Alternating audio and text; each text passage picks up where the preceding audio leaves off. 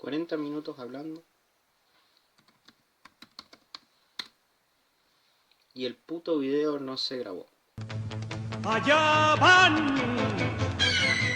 Bienvenidos, señores, a este hermoso canal. Mi nombre es Cruz Villarreta y soy contador público nacional. El 1 de septiembre del año 1939 sucedió algo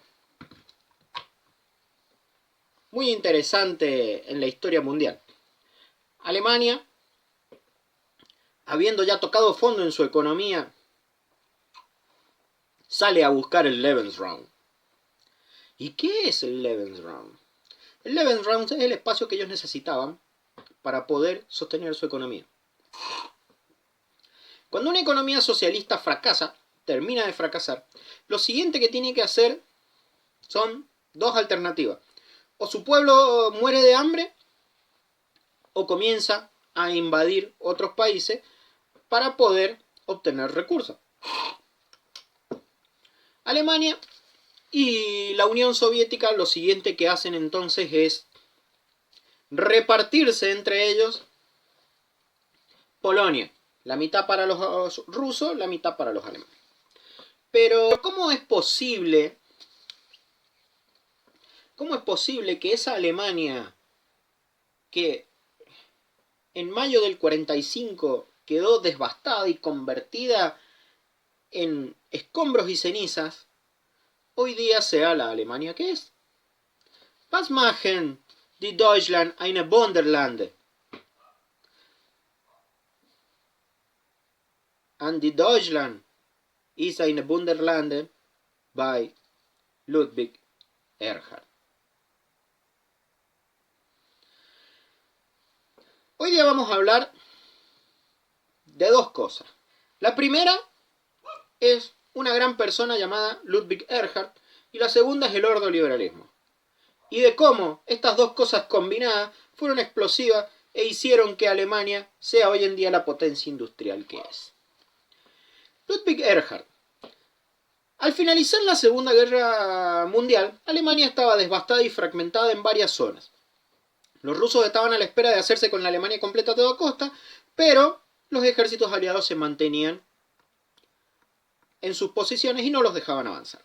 El 2 de abril del año 48, Ludwig Erhard, un desconocido economista alemán, fue nombrado director del Consejo Económico de Bisonia, nombre dado al territorio resultante de la fusión de las zonas ocupadas por el Reino Unido y Estados Unidos en la Alemania de posguerra. 2 meses después de su nombramiento, Erhard llevaría a cabo una serie de profundas reformas económicas que propiciarían el hoy llamado milagro económico alemán. Erhard era veterano de la Primera Guerra Mundial. Erhard obtuvo su doctorado en economía en el año 25 en la Universidad de Frankfurt. En 1945, Erhard empezó a trabajar con las fuerzas de ocupación estadounidense como asesor económico. Era una persona que estaba fuertemente influida por el ordoliberalismo, la escuela de pensamiento económico surgido en los años 30 en la Universidad de Friburgo. Ocupó diversos cargos en la administración hasta que las autoridades británicas y americanas le encargaron encauzar la devastada economía alemana. Tengamos en cuenta que en esos años las teorías más utilizadas tanto por británicos como por norteamericanos eran las ideas de John Maynard Keynes. John Maynard Keynes era la cabeza de las ideas que los norteamericanos y británicos utilizaban. Los franceses eran centralistas. Y aparece este tipo que estaba influenciado por algo llamado ordoliberalismo, que así como vos lo escuchás, como toda cosa alemana suena horrible, y comienza a trabajar, como todo alemán, de forma ordenada y consciente. El 18 de junio del año 48, los gobiernos militares de ocupación de las tres potencias aliadas que ocupaban el oeste de Alemania promulgaron una nueva ley de reforma monetaria. Estaba destinada a reemplazar el Reichsmark, que el Reichsmark era el marco del Reich, de los nacionalsocialistas, por una nueva moneda, el Deutsche Mark, que era el marco alemán o el marco del pueblo. Ese mismo día, el Consejo Económico de Bisonia, dirigido por Erhard, tengamos en cuenta que Bisonia en este momento eran los sectores occidentales, alemán, británico y norteamericano. Dirigido por Erhard, tomó una decisión que fue duramente criticada por muchos en aquel momento. Acá vamos a hacer un paréntesis. Esta decisión Erhard la toma un día domingo, y al otro día, cuando se junta con los generales norteamericanos, que creo que, si mal no me equivoco, creo que era Maclay quien estaba a cargo del sector alemán, viene y le dice: señor Erhard, mis asesores me dicen que las decisiones que usted está tomando están equivocadas. A lo que Erhard responde: general, mis asesores me dicen exactamente lo mismo. Pero la decisión ya estaba tomada. ¿Qué es lo que hace Erhard? Eliminó la mayoría de los precios máximos y restricciones económicas, algunas de las cuales llevaban en pie desde el año 36. No obstante, se hizo una excepción en las materias primas como el hierro, el acero y el carbón. ¿Por qué? Porque eran la base de la industria. Supongo que ese ha de haber sido el principal aliciente para no tomar, para no dejar eso libre, para quizás apoyar y solventar un poco la economía alemana. El impacto de las políticas de liberalización impulsadas por Erhard fue muy positivo. De la noche a la mañana se acabó con la escasez. El nuevo marco alemán desplazó al trueque. Como medida de trueque utilizaban cigarrillos para el medio de pago de pequeñas transacciones y coñac para las grandes transacciones. El mercado negro se desvaneció. Todo esto sucedió al día siguiente de liberalizar la economía alemana. Las medidas económicas ideadas por Erhard, junto con una reforma fiscal que redujo el impuesto sobre la renta en cerca del 30%, dieron un impulso decisivo al crecimiento económico alemán. De hecho, en los primeros 6 meses después de la eliminación de los controles, el PIB alemán creció en un 53%. Siempre estamos hablando de lo que fue Bisonia. O sea, hasta este momento Bisonia era el sector británico y el sector estadounidense, los dos juntitos, ¿no? Que era donde estaba trabajando Erhard. Después de la unificación de la zona francesa, británica y estadounidense en el año 49, Erhard se convirtió en ministro de Economía de la recién fundada RFA, la República Federal Alemana. En el año 1963 sucedió a Adenauer como canciller y finalmente muere en el 77, a los 80 años de edad. Teníamos un país, una economía totalmente, increíblemente devastada. Una economía destruida, destrozada. Literalmente. Literalmente era un país reducido a escombros y cenizas, Alemania. Y llega un gordito alemán, porque es la única forma de que esto pueda ser entendido, y les dice: ¿saben qué? Vamos a liberalizar todo. Pero estás equivocado, vamos a liberalizar todo. Y lo hizo. Tenía 2 ejércitos encima, el tipo. Él no tenía ejército, él no tenía nada. Y liberalizó la economía. Y lo hizo. Y lo pudo hacer con 2 ejércitos encima de él. Hay una anécdota muy interesante en la cual Hermann Göring,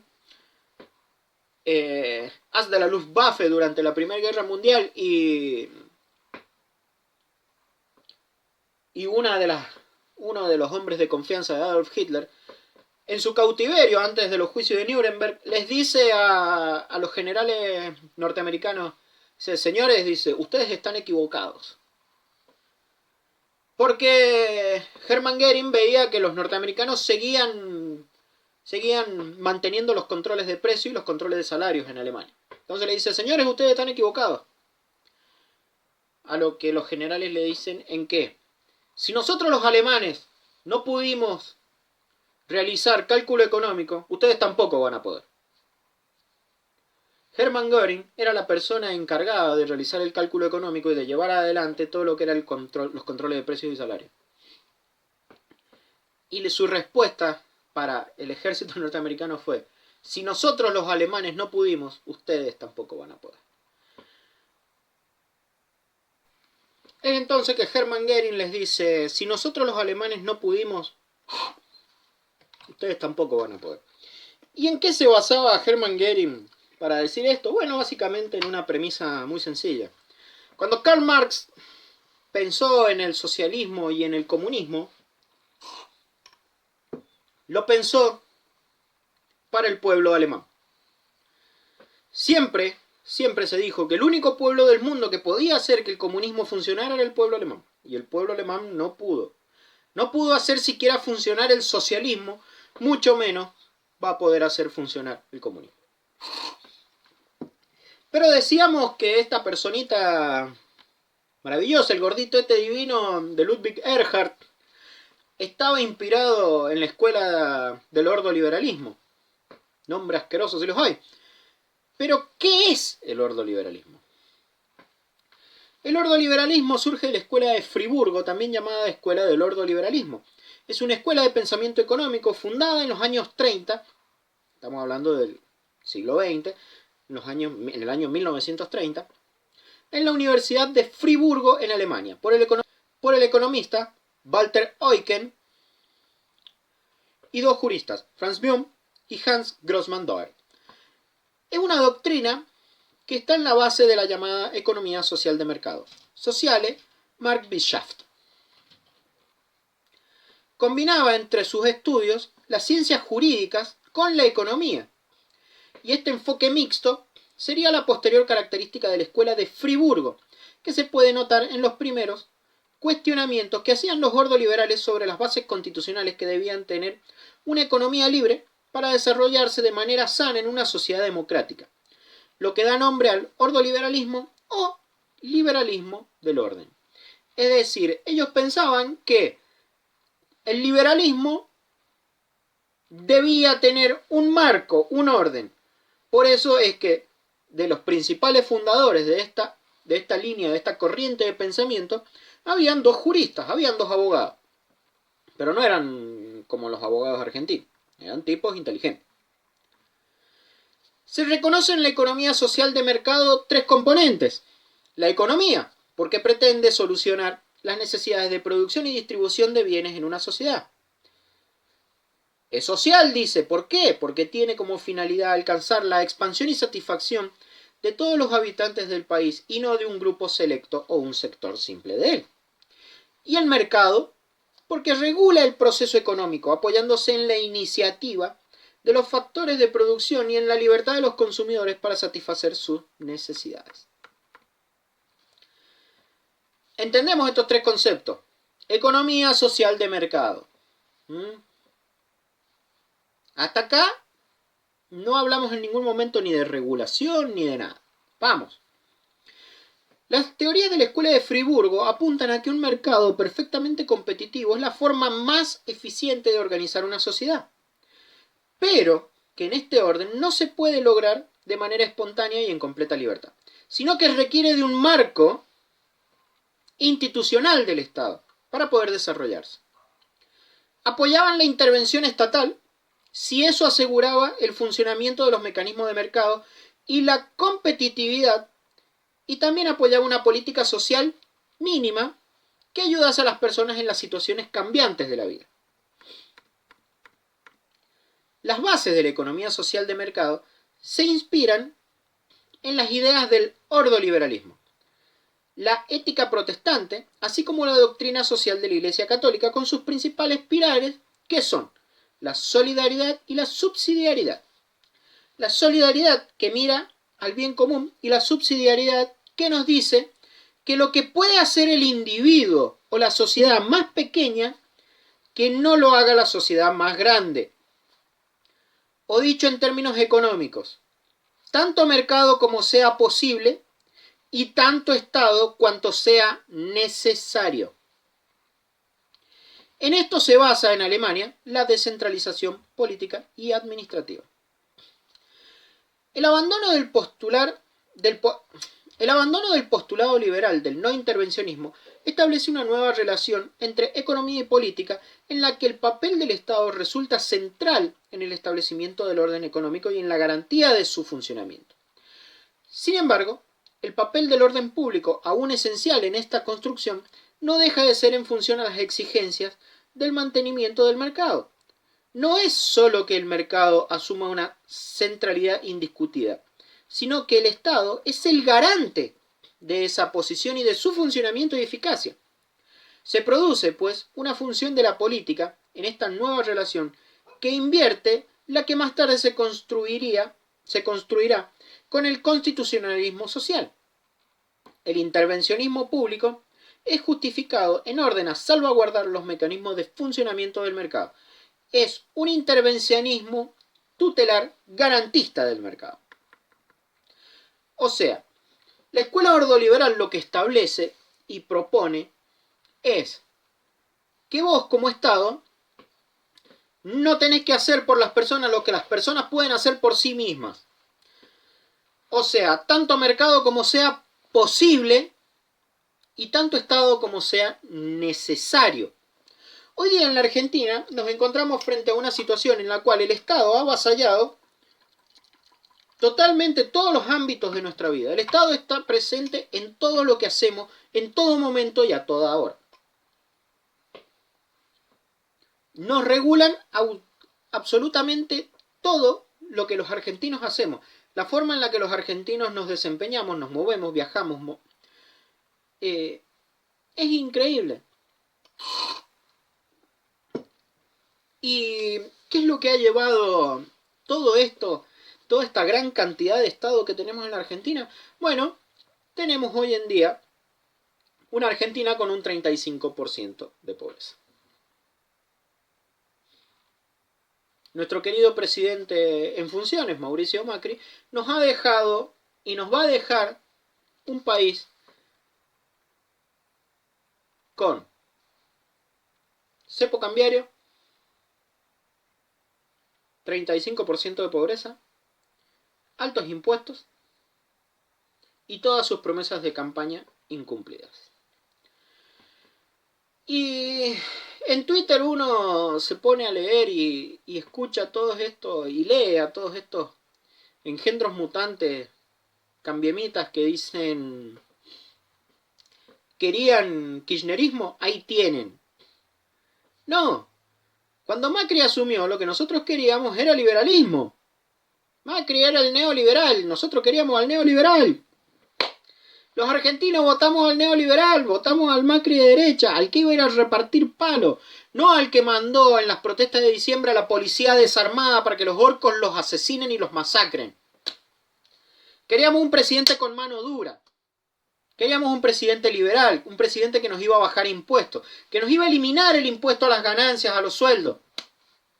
No un presidente que iba a tomar en funciones a los Peter Robledo, a los Cami Crescimbeni y les iba a dar sueldos de 200.000 pesos para que hagan nada. No, no era eso lo que queríamos. No era eso lo que queríamos. No nos dio nada de lo que nos prometió, no nos dio nada de lo que nosotros queríamos. Por eso la gente votó nuevamente al peronismo. Vamos a ser realistas. Durante el gobierno de Mauricio Macri aproximadamente 4 millones a 5 millones de personas cayeron nuevamente bajo la línea de pobreza. Es la diferencia de votos entre Mauricio Macri y Alberto Fernández.